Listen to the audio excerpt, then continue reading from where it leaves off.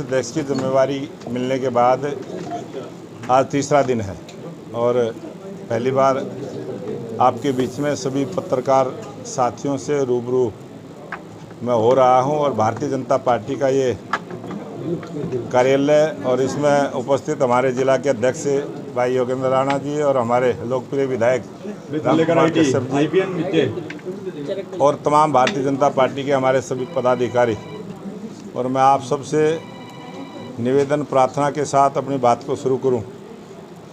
आज जिस प्रकार से भारतीय जनता पार्टी को लगातार हरियाणा प्रदेश में लगभग 9.5 वर्ष से ऊपर का समय हो गया और जिस प्रकार का साफ सुथरा शासन प्रशासन दिया है और जिस प्रकार से आज भारतीय जनता पार्टी के लाखों कार्यकर्ता सेवा ही संगठन के मूल मंत्र को लेके सरकार की जन कल्याण की नीतियाँ, गरीब कल्याण की नीतियाँ गरीब के घर तक पहुँचे, इस प्रकार से काम करने में लगे हैं। और आज उसी प्रकार की एक बैठक मंडल प्रवास योजना, जो किसी को सरकारी लाभ नहीं मिला उसको भी दिलवाने का काम करेंगे, जिसको सरकार की जन कल्याण की नीतियों का जानकारी नहीं है उसको भी हम देने का काम करेंगे, क्योंकि सरकारी स्तर पर भी जन कल्याण की नीतियों को प्रचार और प्रसार सरकार के माध्यम से होता है।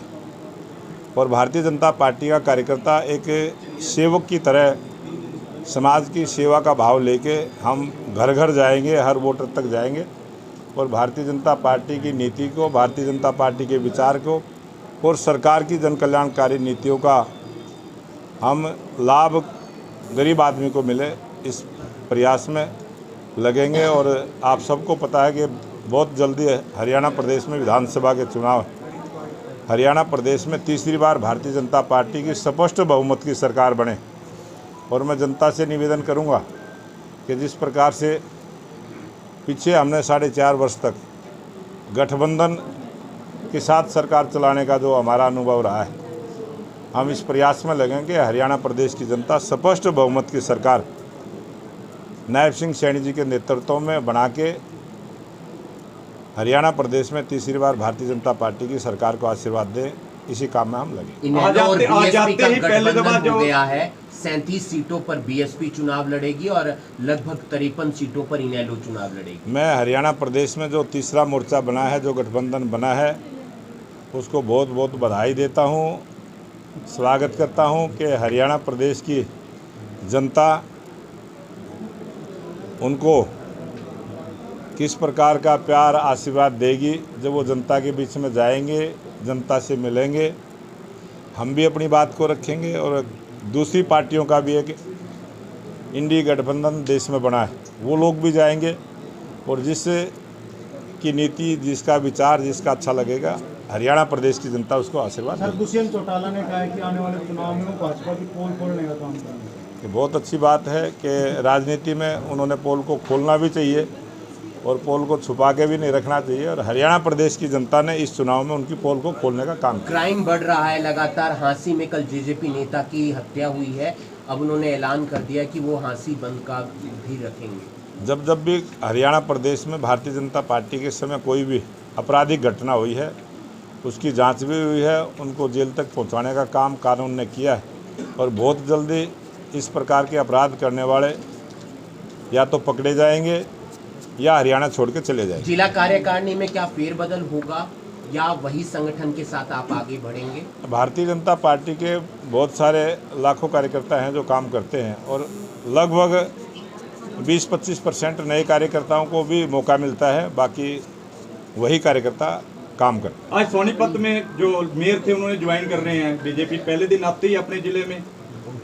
अभी सोनीपत में इतनी बड़ी जिम्मेवारी पार्टी ने दी है तो बड़ी ज्वाइनिंग भी सोनीपत से शुरू हुई। राज्यसभा उपचुनाव में क्या कुछ रहेगा, कौन सा चेहरा आप भेज रहे हैं? आज हमारे पास संख्या बल है और हम कभी भी ना जातिवाद की बात करते हैं, ना क्षेत्रवाद की बात करते हैं, ना परिवारवाद की बात करते हैं। भारतीय जनता पार्टी के सभी कार्यकर्ता किसी भी कास्ट से है, किसी भी धर्म से है, वो सब बराबर हैं और हम कार्यकर्ता का चयन एक कार्यकर्ता के भाव से करते हैं। पिछली बार विधानसभा से ही चुनाव लड़ेंगे?